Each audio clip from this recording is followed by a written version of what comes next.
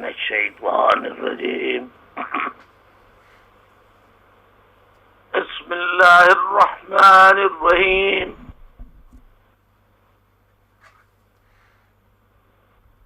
واجب الاحترام بزرگوں، میری ماں بہنوں، پاکستان میں تمام شعبات سے تعلق رکھنے والے ساتھیوں، تمام پورے پاکستان کے غریبوں مظلوموں،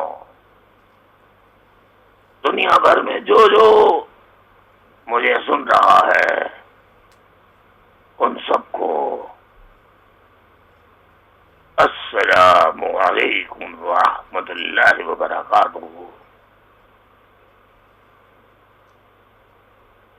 historical, philosophical and factual teaching lectures for youth کا سلسلہ زور و شور سے جاری ہے، اور آج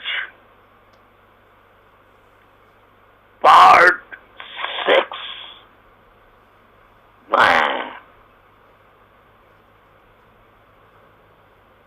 یوتھ کے لیے پیش کر رہا ہوں۔ پارٹ 6 میں جو باتیں ہوں اہم سے ٹیپ کر لیں یا نوٹ کر لیں، جیسا آپ چاہیں ویسا کر لیں۔ بس ذرا دعا کریں کہ یہ گلا، کیونکہ فرصت نہیں مل رہی نا گلے کو، ادھر خطاب ادھر خطاب، یہاں بات وہاں بات، پھر انڈیویجول باجیاں اور باجے یعنی بھائی وہ کہتے ہیں بات کریں پھر سلام کریں گے ہم، پھر سلام کہاں ہوتا ہے، پھر وہ سلام کے بعد تو پھر آگے بات چلتی ہے، تو بات کرنی پڑتی ہے۔ بہرحال میں نے 5ویں لیکچر میں بتایا تھا کہ قائد اعظم محمد علی جناح برابر انہوں نے پاکستان 1947 میں ان کی جدوجہد کی وجہ سے پاکستان اور مسلمانان ہند کی سپورٹ سے، مسلم اقلیتی صوبوں کے مسلمانوں کی اور بنگال کے مسلمانوں کی سپورٹ سے پاکستان کا وجود عمل میں آیا۔ تو اس سے پہلے میں نے آپ کو بتا دیا تھا بہت سی چیزیں، مثال کے طور پہ میں نے آپ کو بتا دیا تھا 1940 میں قرارداد لاہور، جس کو قرارداد پاکستان کہتے ہیں، وہ پیش کی گئی تھی۔ تو قرارداد لاہور سر محمد ظفر اللہ خان، سر محمد ظفر اللہ خان نے تحریر کی تھی، اور سر محمد ظفر اللہ خان احمدی جماعت سے، جسے قادیانی بھی کہا جاتا ہے، احمدی بھی کہتے ہیں، اور نہ جانے کن کن القابات سے پکارا جاتا ہے، واللہ علم۔ بہرحال احمدی جماعت سے تعلق رکھتے تھے۔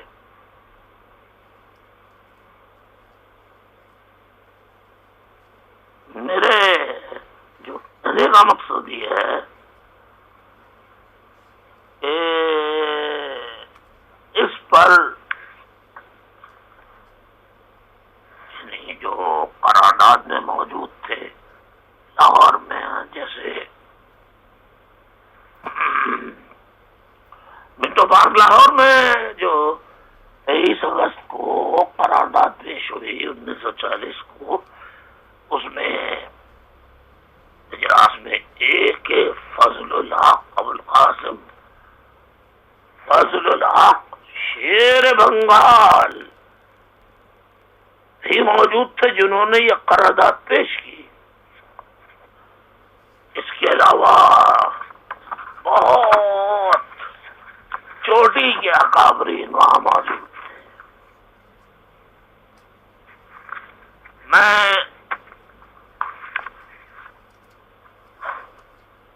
آپ کے علم میں یہ لانا چاہتا ہوں، قائد اعظم محمد Ali Jinnah liberal, progressive, democratic mind رکھنے والی شخصیت تھے۔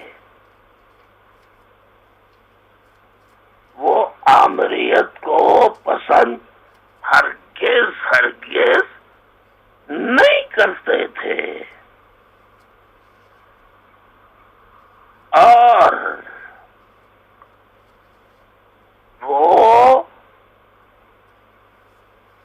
دیکھیں، میں آپ کو بتاؤں گا، آپ نوٹ کرتے جائیے، لکھتے جائیے، جو آپ کو کہیں نہیں ملے گا۔ یہ خاص طور پہ پنجاب کے لوگ یہ آپ کو اصل تاریخ بتائیں گے، out of question, out of question. اگر بتانی ہوتی تو ان کو معلوم ہوتا کہ پاکستان کی تحریک میں سب سے زیادہ مسلم اقلیتی صوبوں کے، بھارت میں رہ جانے والے اقلیتی صوبوں کے مسلمانوں نے جانی مالی قربانی دی، 20 لاکھ جانوں کا نذرانہ پیش کیا، لٹ پٹ کر سب کچھ چھوڑ کر پاکستان کو بنانے کے لیے آئے۔ ابتدائی ڈھانچہ، انفراسٹرکچر انہوں نے بنایا، ان کے ساتھ فوج کشی کرتے، ان کی جماعت میں ٹکڑے ٹکڑے کرتے، ان کے لوگوں کا ماوراء عدالت قتل کرتے۔ انصار کا یہ برتاؤ کیا مہاجرین مدینہ کے ساتھ تھا؟ کیا حضور نے یہ درس دیا تھا؟ یہ کیسے اپنے آپ کو مسلمان کہہ سکتے ہیں؟ نام مسلمان ہے، کلمہ پڑھ لیا ہے، اصل میں یہ لوگ ہندو، کافر، ان سب سے بھی بدتر ہیں۔ کیوں کہ قائد اعظم کوئی تعصب نہیں رکھتے تھے۔ قائد اعظم نہ فرقہ وارانہ تفریق رکھتے تھے، نہ مسلک کی، نہ کسی اور چیز کی۔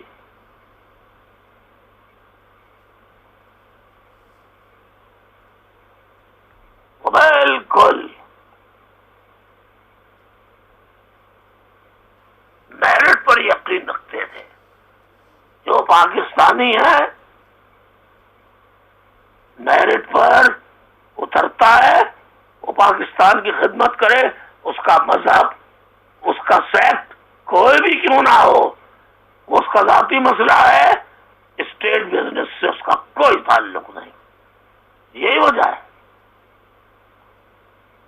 کہ آپ دیکھیے قائد اعظم کی جو پہلی کیبنٹ بنی، اس میں وزیر اعظم، minister foreign affairs of defence کون بنا؟ Liaquat Ali Khan. Minister commerce, industries اور ورکس، یہ کسے ملا؟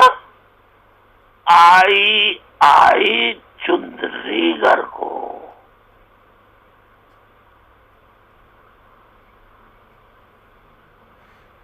منسٹر کمیونیکیشن سردار عبد النشتر کو۔ منسٹر فوڈ، ایگریکلچر کلچر اور ہیلتھ راجہ غضنفر علی کو، منسٹر لیبر اور لا جو گندر ناتھ منڈل کو ملی. ذرا آپ نام سنا آپ نے؟ یہ قائد اعظم کی ذہنیت تھی. 15 اگست 1947 سے 8 اکتوبر 50 تک وزیر رہے. ان کا تعلق نچلی ذات کے ہندو خاص سے تھا. جوگندر ناتھ منڈل یعنی دلت تھے. ہندوؤں کے ساتھ متعصبانہ سلوک کی وجہ سے 1950 میں استعفی دے کر جوگندر ناتھ منڈل انڈیا چلے گئے اور ہندوستانی شہریت اختیار کر لی. غلام محمد منسٹر فنانس، فضل الرحمان منسٹر انٹیریئر انفارمیشن اور ایجوکیشن. دسمبر 1947 میں سر ظفر اللہ خان کو منسٹر فارن افیئرز اور کامن ویلتھ مقرر کیا گیا، جن کے بارے میں پہلے میں نے بتایا تھا جو احمدی تھے. اور ہمارے یہاں احمدی سے دوستی کرنا، اسے سلام کرنا، اس کے ساتھ بیٹھ کے کھانا کھانا، پاکستان میں خاص طور پہ پنجاب میں ٹکڑے ٹکڑے کر دیں. کتنے احمدی اس پہ حملے ہوئے، ماں بہن بیٹیوں کی، احمدیز ماں بہن بیٹیوں کی بے حرمتی کی گئی. احمدیز کی عبادت گاہوں کو بموں سے اڑایا گیا، گولیاں چلائی گئی، معصوم احمدیوں کا قتل کیا گیا. اور قائد اعظم وزیر بنا رہے. مخالفت کرے آپ میری جتنے بھی کرنا ہے، جو پاکستانی ہے اس کا برابر کا حق ہے. ایم کیو ایم کی حکومت ہوئی تو اس میں ہندو بھی وزیر ہوگا، سکھ بھی ہوگا، پارسی بھی ہوگا اور احمدیز بھی ہوں گے. مسلمان تو ہوں گے ہی، لیکن یہ بھی ہوں گے. ایم کیو ایم کی فلسفی قائد اعظم کی جو تعلیمات ہیں اس کی روح کے مطابق ہے.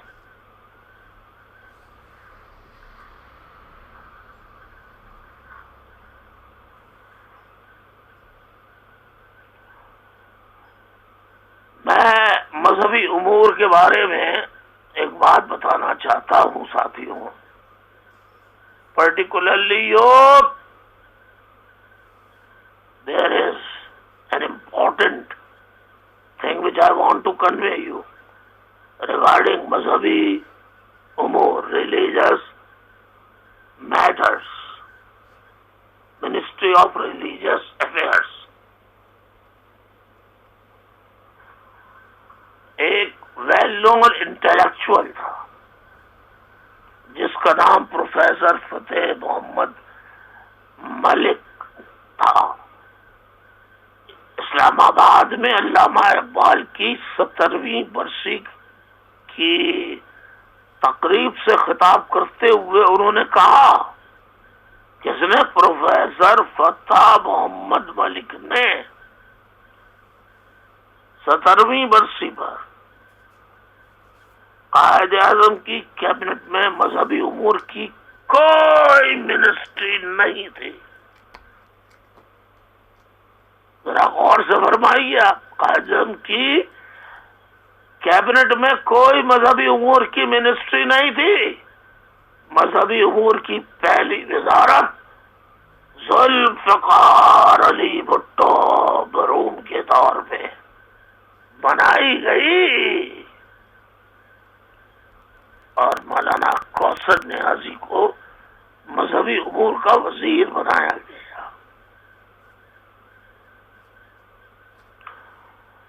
1947 میں قائد اعظم نے لینڈ ریفارمز کے لیے ایک کمیٹی بنائی تھی. کیا 1947 میں قائد اعظم نے لینڈ ریفارمز کے لیے ایک کمیٹی بنائی تھی جس پر تقریباً 100 علماء اکرام نے ملک میں لینڈ ریفارمز کی مخالفت کی اور اسے حرام قرار دیا. ان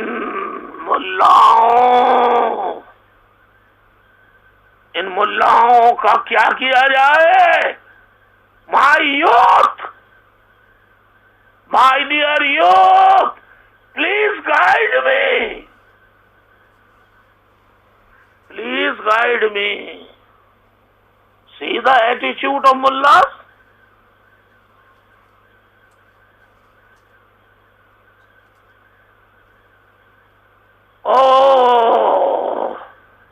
کوئی کہہ رہا ہے کہ یہ یوتھ تو سارے مولویوں کو پسند کرنے والے ہیں. Oh my gosh, no, should I call you my dear youth?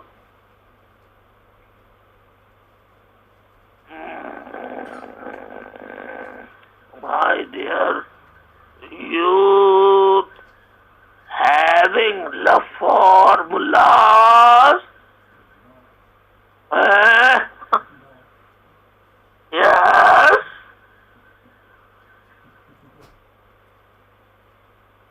my dear youth of mullahs,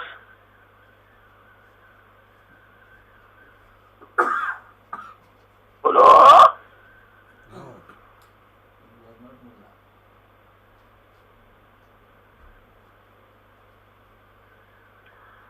اچھا جی، مذاق کر رہا تھا میں، برا نہیں ماننا یار. اب سن لیجیے.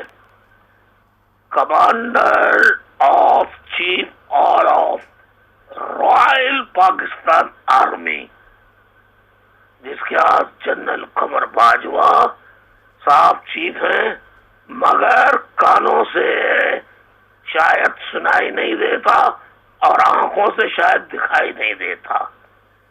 میں تصویر بھی دکھا چکا ہوں. 71 سالہ پروفیسر ڈاکٹر حسن ظفر عارف کی، جس کا کوئی گناہ نہیں ہے، جیل میں ہے، وہ کوئی گناہ ہی نہیں ہے.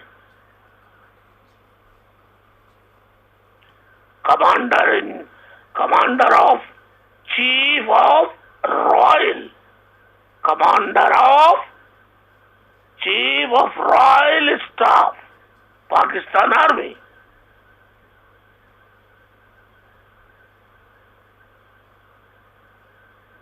تو میں کہہ رہا تھا ہمارے کمانڈر ان چیف کو تو نظر ہی نہیں آتا، نہ سنائی دیتا ہے. میں اپیلیں کر کر کے فوٹو دکھا دکھا کے تھک گیا.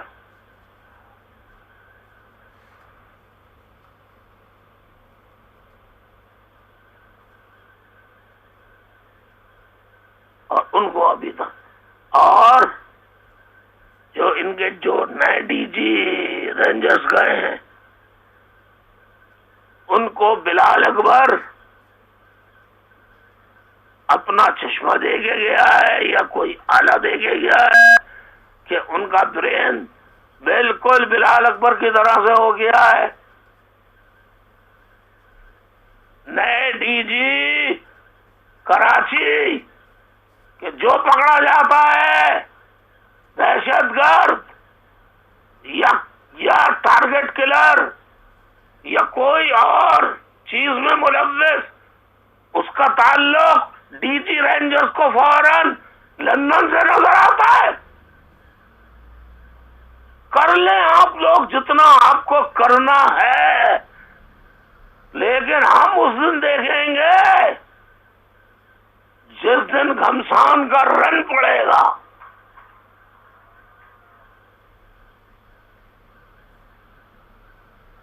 جس دن گھمسان کا رن پڑے گا. میں آپ کو ایک بات بتا دینا چاہتا ہوں، سن لیجیے کان کھول کے، دنیا میں کہیں بھی کہہ دیجیے، I do not want any conflict or war. I want to resolve the matters and differences through peaceful, meaningful negotiations on the table. But if you don't come to this point and continue to kill us, so we have the right to defend ourselves. And if we come out from the houses, خدا کی قسم، ایک ماں، ایک بہن، ایک بیٹی، ایک بچہ، ایک بزرگ گھر میں نہیں رہے گا. خدا کی قسم ہے فوجیوں، یا ہم مر جائیں گے یا ہم مار دیں گے. وہاں تک ہمیں مت لے جاؤ. دوسرا ساتھیوں، commander of chief of Royal Pakistan army تھا جنرل ڈگلس گریسی. یہ پہلے والا جو تھا 15 اگست 47 سے 10 فروری 1948، اور دوسرا جنرل ڈگلس گریسی 11 فروری 1948 سے 16 جنوری 1951. Now, Chief of Royal Pakistan Air Force, Air Vice Marshal Perry Kenny, Air Vice Marshal Perry Kenny, 1947 to 1948, Chief of Royal Pakistan Navy, Vice Admiral James Wilfred Jefford, Vice Admiral James Wilfred Jefford, 1947 سے 1953 تک. اور ساتھیوں، جب بات کافی ہوئی ہے اسی حوالے سے ایک اور حوالہ دے دوں. ڈان اخبار 22 میں 2016 رائٹ اپ لکھا ہے ندیم ایف پراچا نے کہ 1940 کے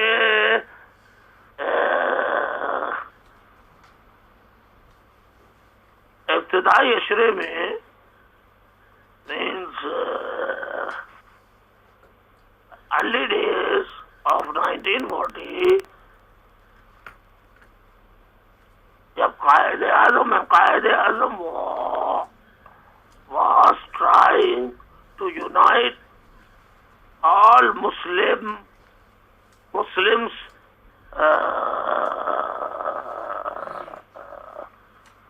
organization with All India Muslim League, and تو All India Muslim League کے بعد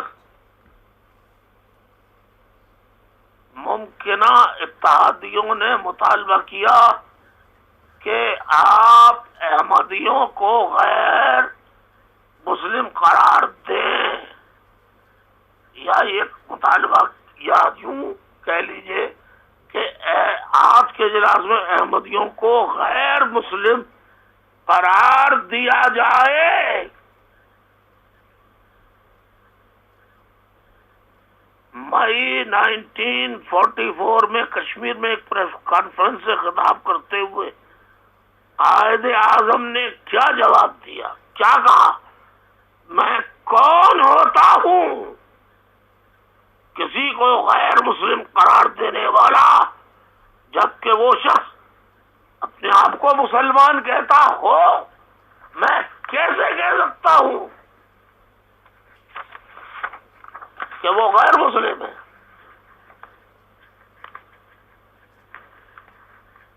میں کون ہوتا ہوں؟ دیکھیے قائد اعظم کا ویژن دیکھیے، کیا یہی ویژن ہے قائد اعظم کا؟ آئیے ساتھیوں، اب میں قائد اعظم کے بارے میں کچھ باتیں بتانا چاہتا ہوں۔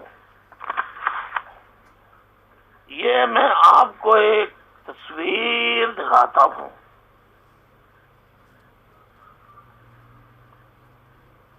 یہ Karachi 27327 28-11-46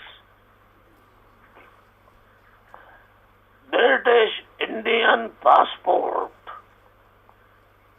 Indian empire, mister M A Jinnah. اس کو غور سے دیکھیے، دیکھیے یہ جو پاسپورٹ کا پہلا مین پیج ہوتا ہے نا، کور پیج، گتے کے اوپر جو ہوتا ہے اس پہ مونوگرام بنا ہوتا ہے، یہ دیکھ لیجیے آپ، یہ قائد اعظم محمد علی جناح کا پاسپورٹ ہے۔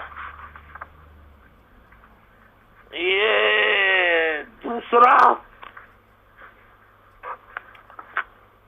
دوسرا پاسپورٹ کا دوسرا صفحہ دیکھیے، یہ آپ دیکھ لیں دوسرا صفحہ 1A 1B، پھر آپ یہ دیکھ لیجئے، امپائر آف انڈیا، امپائر مہاراج، اس کا دیکھ لیجئے وہ یہ 27327 مسٹر محمد علی جناح، پھر برٹش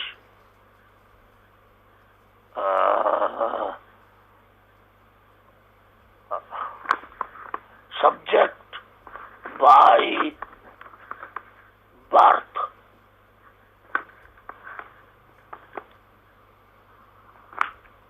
پاسپورٹ آفس کراچی،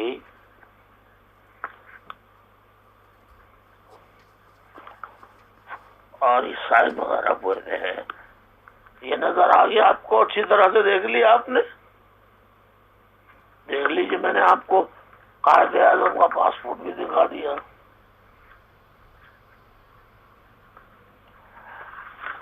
اب میں آپ کے علم میں بالکل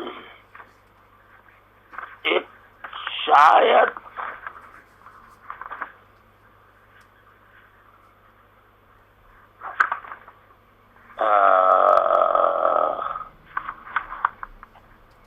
نہیں، قائد اعظم کی تو تصویر آپ نے دیکھی ہوئی ہے، لیکن آئیے میں آپ کو ایک تصویر دکھاتا ہوں قائد اعظم کی جو رتی جناح ہیں، قائد اعظم کی رفیق حیات،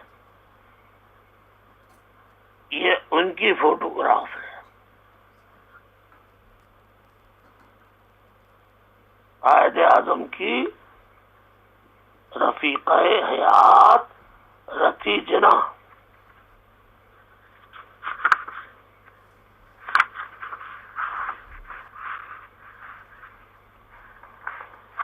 اور آپ کو قائد اعظم کے کچھ فوٹو دکھاتا ہوں کہ دیکھیے قائد اعظم کا ایک فوٹو. قائد اعظم محمد علی جناح ایام جوانی کی تصاویر دیکھ لیجیے. یہ قائد اعظم محمد علی جناح کی یہ صاف نہیں ہے کیونکہ میں نے بڑی محنت کر کے اس کو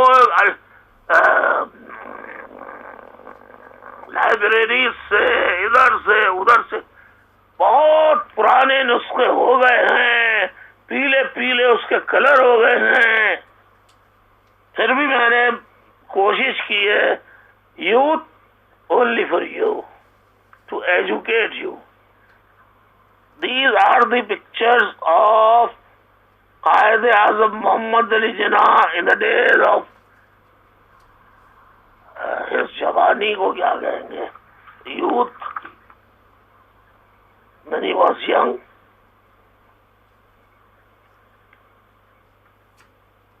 یہ آ گیا سب آپ نے دیکھ لیا نا یہ. اچھا اب میں آپ کو ایک اور چیز بتاتا ہوں جو آج تک پاکستان کے عوام سے چھپائی گئی. قائد اعظم محمد علی جناح کا مسلک جو تھا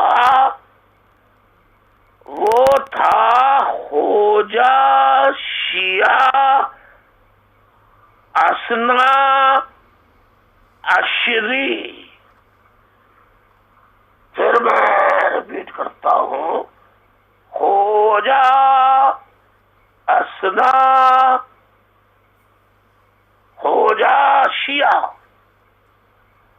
اثنا عشری.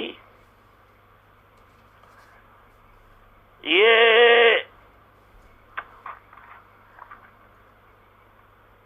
میں جب ریسرچ کر رہا تھا تو بڑی کوششوں سے میں نے یہ ایک جماعت ہے خوجہ شیعہ اثنا عشری جماعت بامبے میں, وہاں پہ رابطہ کر کے بڑی مشکل سے یہ سرٹیفکیٹ حاصل کیا. ذرا غور سے یہ دیکھیے, اس کا عکس دیکھیے, اس کو میرے ساتھی کیمرے سے ذرا اس کو صاف کر کے کچھ دکھانے کی کوشش کریں اگر دکھا سکتے ہیں تو. We hereby certify that following as per the record maintained by our Jamaat that late Mr. Muhammad Ali Jinnah Pooja become member of our Khoja Shia Asna Ashari Jamaat Bombay, and also he was a member of the consulting committee since 1331 Hijri 1913 AD 1913 تک, and paid the subscription of ₹1. That late Ratan Bai, wife of late Mr. Muhammad Ali Jinnah, expired on 21st February 1929, 1347 Hijri. She is buried at Khoja Shia Asna Ashri Qabristan Graveyard at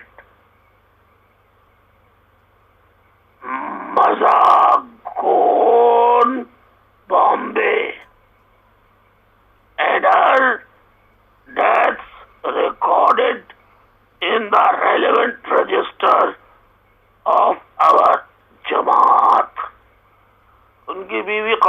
قبرستان میں دفن ہوئی تھی، شیعہ خواجہ حسن عشری کا جو قبرستان تھا. That late Mr. Muhammad Ali Jinnah paid rupees 180 as donation on 2/24/1929 and further sum of rupees 12 as subscription on 24/1925 Hijri 1347. That late Mr. Muhammad Ali Jinnah Poonja was a member of our Jamaat until his death, 1948 AD, and that there is no outstanding subscription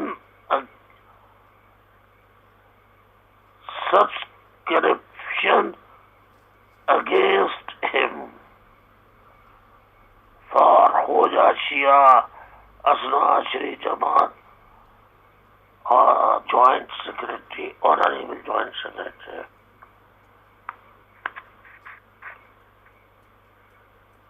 یہ certificate آپ نے اور سے دیکھ لیا. اچھا آپ کو میں دکھا دیتا ہوں لیکن آپ سے پڑھا نہیں جائے گا، مجھ سے بھی نہیں پڑھا گیا، لیکن یہ اوریجنل چیز ہے. یہ نکاح نامہ ہے قائد اعظم محمد علی جناح کا. نکاح نامے کا عکس ہے یوم جمعہ وقت غروب از، یہ فارسی میں ہے، از غروب از روز ہفتم رجب 1339 درول قسوق کشور در بنگلہ. اس کے بعد تو آپ کو فارسی اس کی تھی استاد سے رابطہ کرنا پڑے گا. آپ کو تصویر تو میں دکھا ہی چکا ہوں، رتی جناح کی جوانی کی تصاویر بھی دکھا چکا ہوں. اب میں آپ کو کچھ اور چیزیں بتاتا ہوں. عدالت کے حکم امتناعی کی محمد علی جناح نے مکمل پاسداری کی. دیکھیے قائد اعظم محمد علی جناح جب رتی جناح سے نکاح کرنا چاہتے تھے تو وہ ابھی رولز ریگولیشنز کے مطابق جو ہے وہ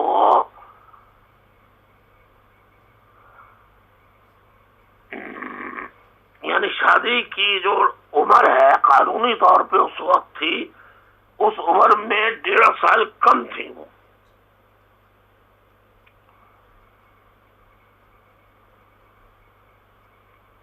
اب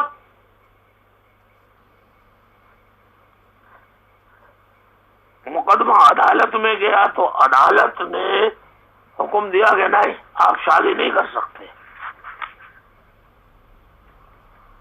اچھا بھائی، میں نے کہا ٹھیک ہے بھائی، جو عدالت کا فیصلہ. وہ تقریباً 1.5 سال تک رتی سے نہیں ملے، 1.5 سال تک نہیں ملے وہ رتی سے. یہ تھا اصول قائد اعظم کا. اگر آپ سے کہا جائے یوتھ کہ یہ شرع یہ کہہ رہی ہے اور کورٹ یہ کہہ رہے ہیں کہ 1.5 سال ابھی باقی ہیں، مت ایک دوسرے کو دیکھنا، تو تم تو فیس بک پہ تم تو کیا کہتے ہیں وہ کیا کہتے ہیں وہ اس سے اللہ بنا کرے، ارے یار وہ تصویر ایک دوسرے پہ دیکھ لیتے ہیں نا، فیس ٹائم پہ بات کر لو، یا ایک اور بھی تو ہوتا ہے نا واٹس ایپ پہ کر لو، اور ایک اور ہوتا ہے اسکائپ پہ کر لو تم تو۔ اب ہم نے تو دیکھا نہیں، خدا کی قسم ہم نے نہیں دیکھا۔ ابے تم نے آنکھوں سے جا کے نہیں دیکھا تو اسکائپ پہ تو دیکھ لیا۔ شریروں، بہت شریر ہو۔ میں جب آؤں گا نا، میں ٹھنڈا لے کر میرے ہاتھ میں ٹھنڈا ہوگا، پھر میں دیکھوں گا تم کیسے یہ حرکتیں کرتی ہو۔ میں رکاوٹ تھوڑی بنوں گا، میں کہوں گا کہ نہیں یار ذرا تو صبر کر لو قائد اعظم کی طرح سے، تم بھی ایسے قائد اعظم کی طرح صبر کر لینا۔ میں نے کئی لوگوں سے کہا، انہوں نے صبر کیا، کوئی لوگوں نے صبر نہیں کیا۔ خیر چھوڑیے، اب میں ان کے نام نہیں لینا چاہتا۔ تو جناب والا مائی ڈیئر یوتھ، مگر عرصہ ہجر کی طوالت، جدائی کی طوالت جو تھی، ان کی چاہتوں کو اور شدید کر دیا۔ اب جتنا قائد اعظم نے نہیں دیکھا اور رتی جناح نے انہیں نہیں دیکھا، ان کی چاہتیں اور جیسے طوفان سمندر جب موج میں آتا ہے تو کیا وہ کرتا ہے، لمبی اونچی اس کی لہریں آتی ہیں، موج میں آتا ہے، تو اس طرح اور شدید کر دیا، اور وہ ایک دوسرے سے ملاقات کے لیے بے قرار رہنے لگے۔ جیسے آپ لوگ رہتے ہیں نا، ایک دوسرے کو نہیں دیکھیں تو اللہ میرا موبائل خراب ہو گیا ہے، تم ذرا موبائل دے دو، 2 دن سے میں نے بات نہیں کی، وہ پتہ نہیں کیا سوچ رہے ہوں گے۔ اور وہ لڑکے کیا کہتے ہیں، یار پتہ نہیں کیا سوچ رہی ہوگی وہ، یار پہلے ہی شک میں ہے وہ کہ میری اس سے دوستی ہے، اور 2 دن ہو گئے فون نہیں کیا، موبائل ہی نہیں ہے میرے پاس، میں کیا کروں، خراب پڑا ہوا ہے وہ ذرا دے دینا پلیز، دے دے۔ میں زیادہ لمبی بات نہیں کروں گا، ایمان سے پیسے لے لیجیے مجھ سے، لیکن میں ابے زیادہ بات نہیں کروں گا نا۔ اچھا یہ لو، ہیلو، بس پھر آگے کی بات نہیں بتاؤں گا، وہ پرائیویٹ بات ہے۔ یہ لو، ہاں ہو جائے اب تو، ہاں بہت شکریہ۔ اسی بے قراری نے ان کے اندر انتظار اور ایک دوسرے کی محبتوں پر جتنا پہلے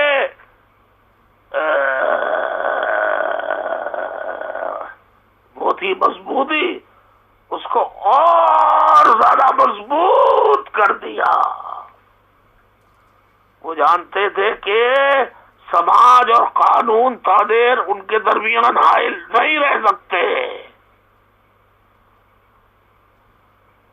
انشاءاللہ سماج، قانون، فوج میرے اور آپ کے درمیان بھی زیادہ عرصے حائل نہیں رہ سکیں گے۔ ایک دن آئے گا، آپ میرے سامنے ہوں گے، میں آپ کے سامنے ہوں گا، انشاءاللہ۔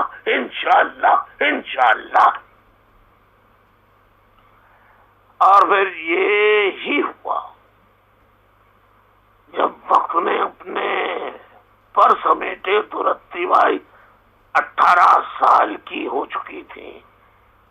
چنانچہ وہ نہایت جرات مندی سرشاری کے عالم میں اپنے والدین کی دیوڑی یعنی صحن پار کر کے مالابار ہل پر واقع محمد علی جناح کی کوٹھی ساؤتھ کوٹ پہنچ گئی۔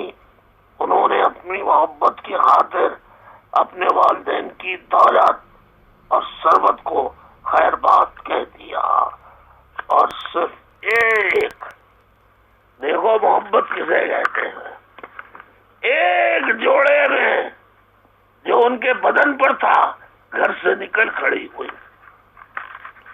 محمد علی جناح کے لیے جو پیشے اور طبیعت دونوں کے اعتبار سے قانون کی بالادستی کے قائل تھے، رتی پٹیٹ کا یہ اقدام اگرچہ پریشان کن تھا، لیکن اس مصلحتوں اور اندیشوں کی گرد کو محبتوں کی تن تیز آندھی اڑا لے گئی۔ محمد علی جناح فوری طور پر چند دوستوں کے مشورے سے، جن میں اب آپ نام لکھنا شروع کر دیں، جن میں عمر صوبانی سر فہرست تھے، رتی پٹیٹ کو بمبئی کی جامع مسجد لے گئے، جہاں رتی نے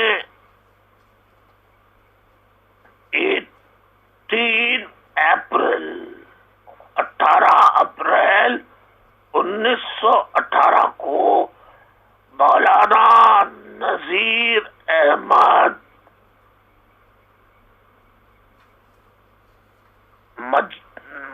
نجندی کے دست پر حق پرست پر اسلام قبول کر لیا۔ رتی پٹیٹ کا اسلامی نام مریم بائی رکھا گیا۔ دوسرے دن ہندوستان کے تقریباً تمام اہم اخبارات نے یہ خبر شائع کی کہ سر انشا پٹیٹ کی اکلوتی صاحبزادی مس رتی پٹیٹ نے گزشتہ روز اسلام قبول کر لیا اور آج ان کی شادی آنریبل ایم اے جناح سے ہوگی۔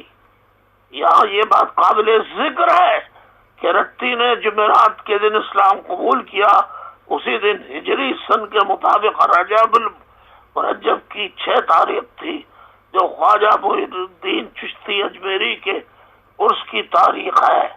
اس تاریخ کو پہلے عمر صوبانی اور بعد میں محمد علی جناح انہیار پابندی کے ساتھ محمد علی جناح یہاں کے خواجہ کی نماز بھیجا کرتے تھے۔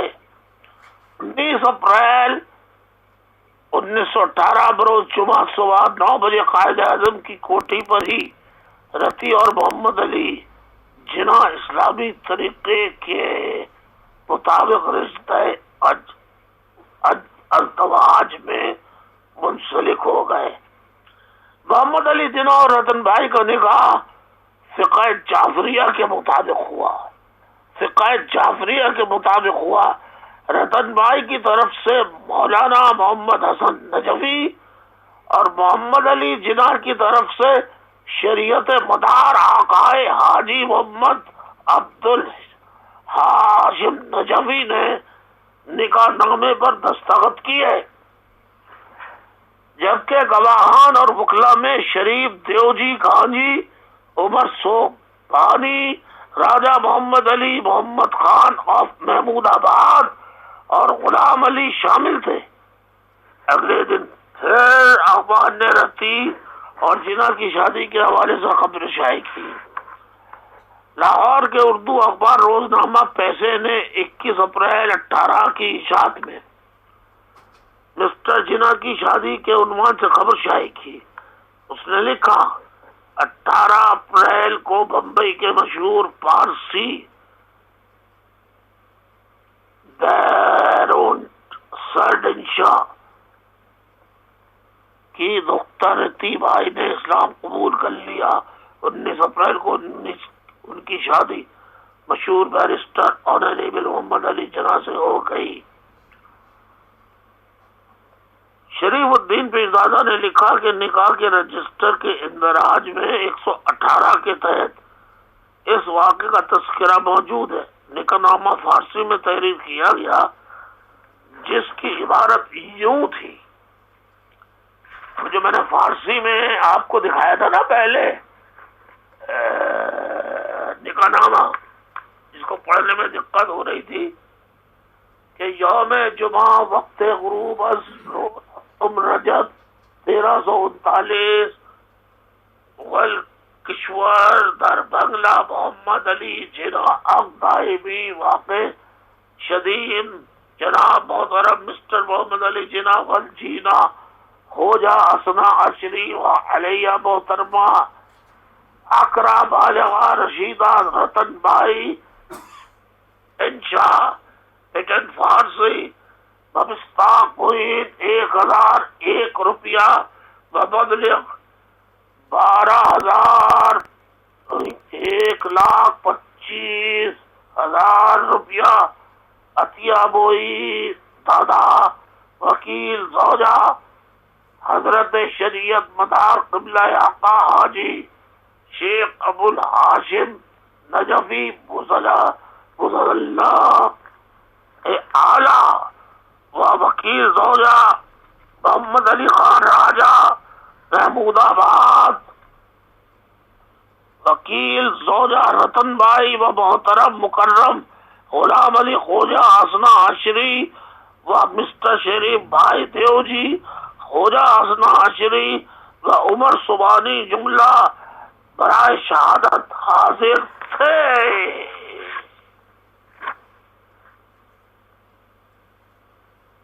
میرے ساتھیوں، یہ بتانے کا جو مقصد ہے چھٹے لیکچر میں یہ تھا کہ قائد اعظم محمد علی جناح شیعہ ہونے کے بعد کبھی انہوں نے اپنے مذہب کا تذکرہ کیا، کبھی انہوں نے کوئی شیعوں کے فیور کی بات کی، کبھی خوجہ اسنا عشری شیعوں کے فیور کی بات کی نہیں کی، کیونکہ وہ لبرل، انسانیت پر یقین رکھنے والے اور سب کا احترام کرنے والے تھے۔ یہی وجہ ہے کہ انہوں نے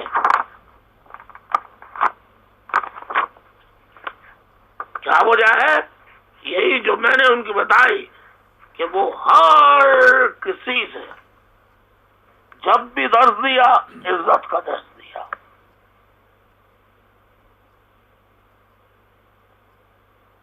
میں آپ کے سامنے مائی ڈیئر یوتھ،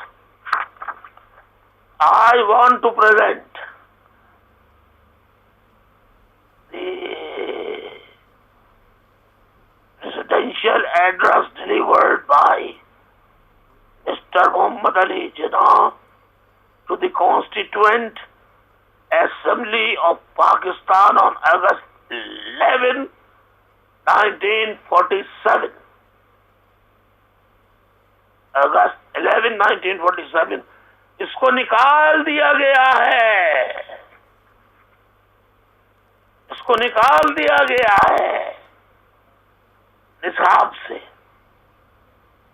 قائد اعظم سے کیا کہتے ہیں، Now, if we want to make this great state of Pakistan happy and prosperous, we should wholly and solely concentrate on the well-being of the people and especially of the masses and the poor. If you will work in cooperation for getting the past, burying the hatchet,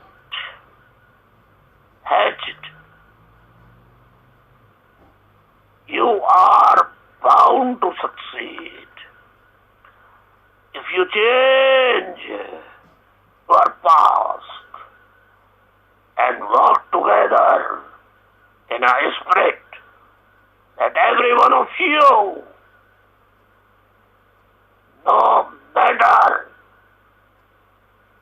to what community he belongs, no matter that relation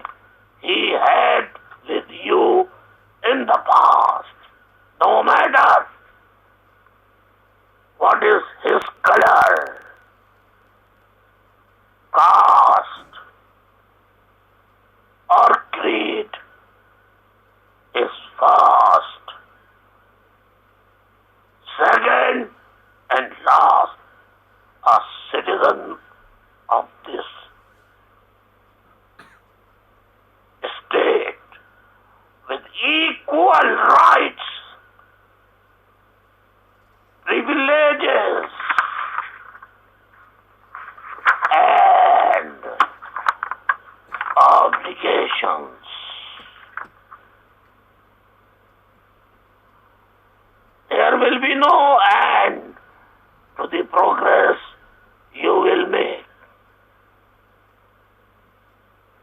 You are free.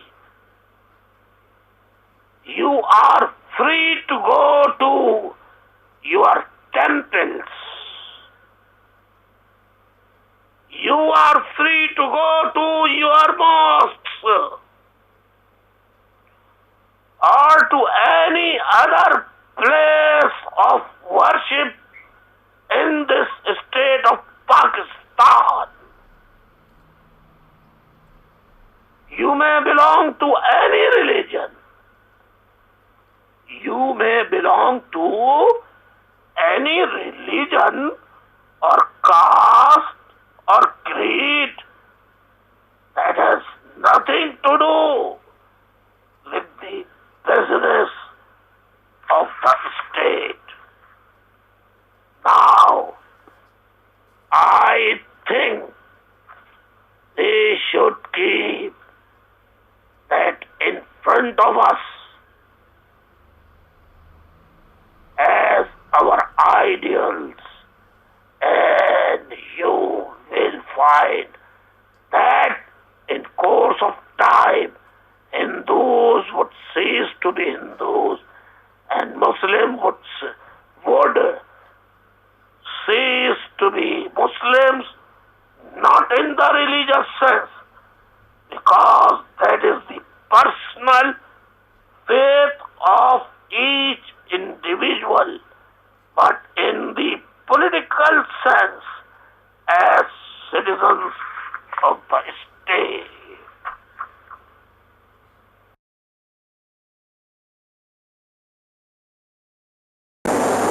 آپ سب آزاد ہیں.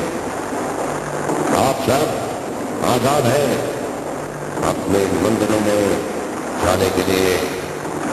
آپ سب آزاد ہیں اپنی مسجدوں میں جانے کے لیے اور کسی بھی اور عبادت گاہ میں جانے کے لیے. اس مملکت پاکستان میں آپ کا تعلق اور کسی بھی مذہب، ذات یا عقیدے سے ہو، مملکت کا اس سے کوئی سروکار نہیں. آپ دیکھیں گے کہ وقت گزرنے کے ساتھ ساتھ ہندو ہندو نہیں رہیں گے اور مسلمان مسلمان نہیں رہیں گے. مذہبی معنوں میں نہیں، کیونکہ یہ ہر فرد کا ذاتی عقیدہ ہے، بلکہ سیاسی معنوں میں، کیونکہ وہ ایک ہی ریاست کے شہری ہوں گے.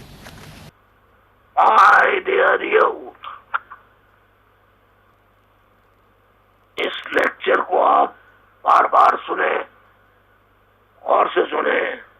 اس لیکچر کو میں چھٹے لیکچر کو یہاں ختم کرتا ہوں اور 7ویں لیکچر کا آپ انتظار کیجئے گا، بالکل اسی طرح جیسے قائد اعظم محمد علی جناح رحمت اللہ علیہ اور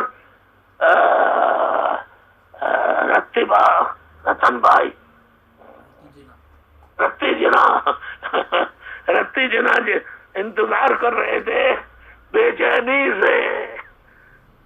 اب تو میرا اور آپ کا رشتہ اتنا پیار والا ہو گیا ہے کہ آپ نہ بولیں، میں آپ سے بات نہ کروں تو میرا دل نہیں لگتا،